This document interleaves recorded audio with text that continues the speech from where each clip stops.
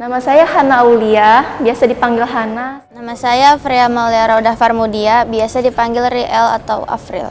Nama saya Sabrina Metiasyana Putri, biasanya dipanggil Sabrina. Nama saya Kaila Najah Zafira, biasa dipanggil Keke. Perkenalkan, nama saya Kaila Aziza Hardiarini, biasa dipanggil Kaila. Nama saya Nazifa Syadza Syaukina, biasa dipanggil Nazifa.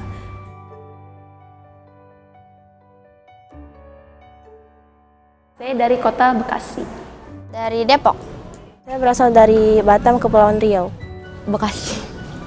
Asalnya dari Bogor. Saya berasal dari Cikarang.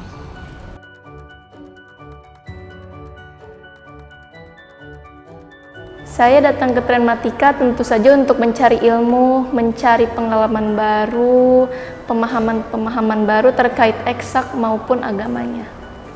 Cari ilmu, mencari keberkahan dan ya seperti santri-santri lainnya yang datang ke sekolah.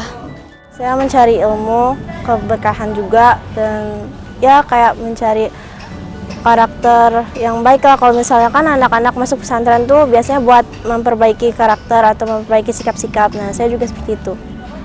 Pasti pertamanya ilmu, tapi karena ada Ustadz Abu, saya jadi tahu ilmu khusyuk, ilmu sholat khusyuk, dan itu yang paling saya cari di sini. Saya ke Trenmatika ini untuk mencari ilmu. Selain ilmu, karena Trenmatika ini sholat center Indonesia, pasti juga ilmu sholatnya juga yang saya cari. Yang saya cari di Trenmatika itu ilmu, yang terutama itu ilmu tentang sholat khusyuk. Dan ya saya masuk sini karena di sini itu difokuskan ke pembelajaran matematika dan sains.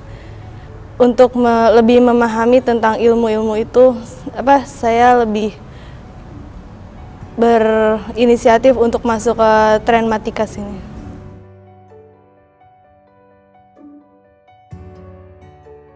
Saya suka bahasa Inggris, biologi, matematika.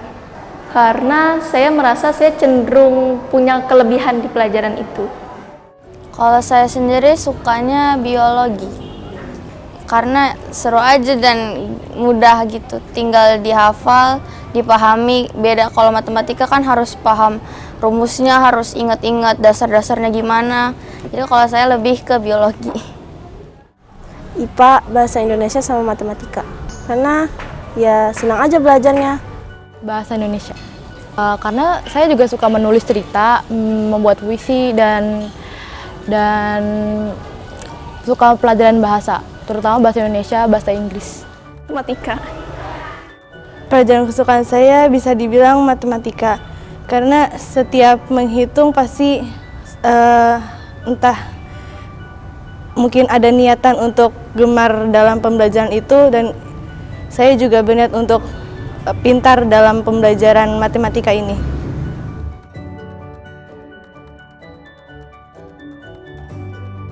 Tentu saja ilmu-ilmu baru, pengetahuan baru baik secara eksak akademik maupun secara pemahaman agama, terutama tentang sholat yang mana menjadi ciri khas sekolah Trenmatika di sini. Tentu saja ilmu, karena ya namanya pesantren, sekolah, pasti kita mendapatkan ilmu, mendapatkan keberkahan dari guru-guru juga. Terus yang paling sering sih, yang paling berkesan kalau misalnya Ustadz Abu udah mengajarkan sholat khusyuk di masjid, itu bisa sampai bermenit-menit, kita capek, tapi kita juga dapat hasilnya juga. Di Trenmatika saya mendapatkan ilmu yang berlimpah, saya mendapatkan ilmu sholat khusyuk yang jarang ditemui di tempat-tempat lain. Ilmu sholat khusyuknya, terus kebersamaan bersama teman-teman. Karena kalau misalnya sekolah biasa tuh nggak full bersama teman-teman, tidak seperti di pesantren yang full bersama teman-teman.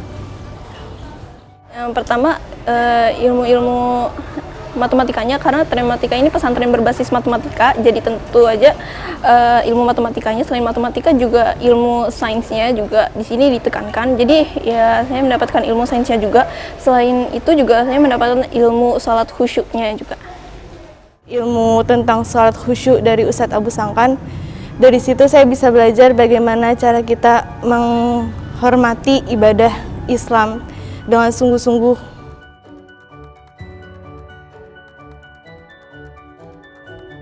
Bisa Karena pada usia-usia muda seperti inilah anak-anak itu, manusia itu mudah dibimbing, mudah dibina menuju arah yang lebih baik.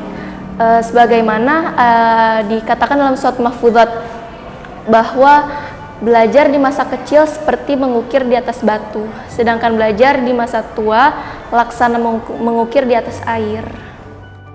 Bisa mau sebelum seusia ini juga sepertinya sih bisa. Karena yang namanya sholat ya wajib bagi setiap muslim, mau dari kecil itu bisa. Tentu saja bisa, karena kan kalau sholat itu dasar dari suatu muslim gitu, dasarnya. Jadi kita harus mempelajarinya. Juga kan kalau kita mau meminta sesuatu kepada Allah, kita harus sholat dengan khusyuk, serius, agar doanya bisa diijabah oleh Allah. Dulu saya kayak sholatnya itu bolong-bolong, jarang banget sholat. Pokoknya saya kayak gelisah gitu kalau nggak sholat. Tapi semenjak saya sholat, saya kayak merasa hatinya tenang, damai gitu.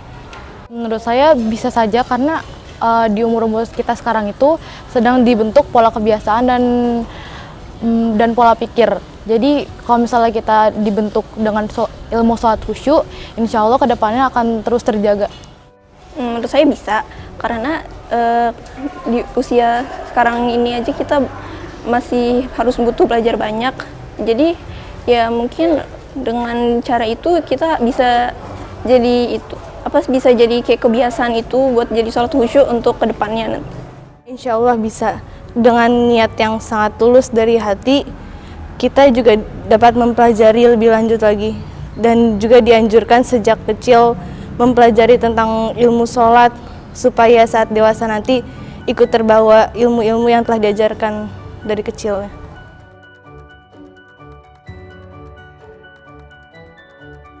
Percaya, karena ketika kita sholat khusyuk dengan khusyuk, kita mengerti sholat itu untuk apa yang kita lakukan saat sholat ini, kita akan merasakan kenikmatannya sendiri, merasakan ketika jiwa kita kembali kepada Allah Subhanahu wa Ta'ala.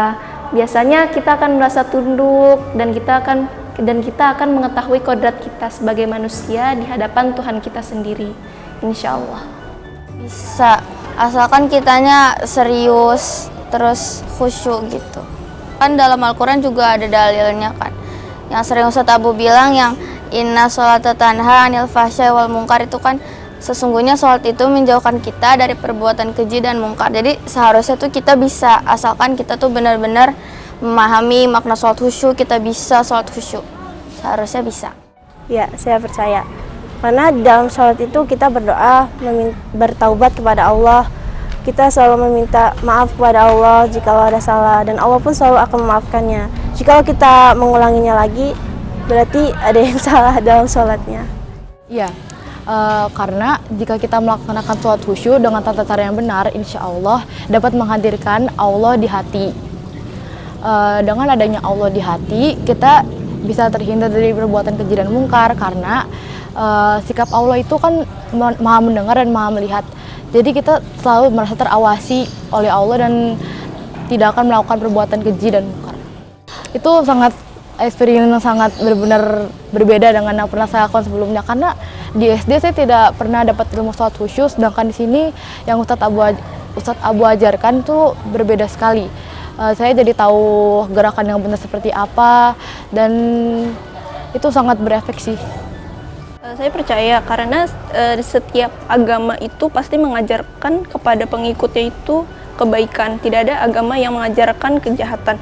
Jadi setiap agama juga punya kewajiban beribadah. Seperti di Islam, kewajiban beribadahnya itu adalah sholat.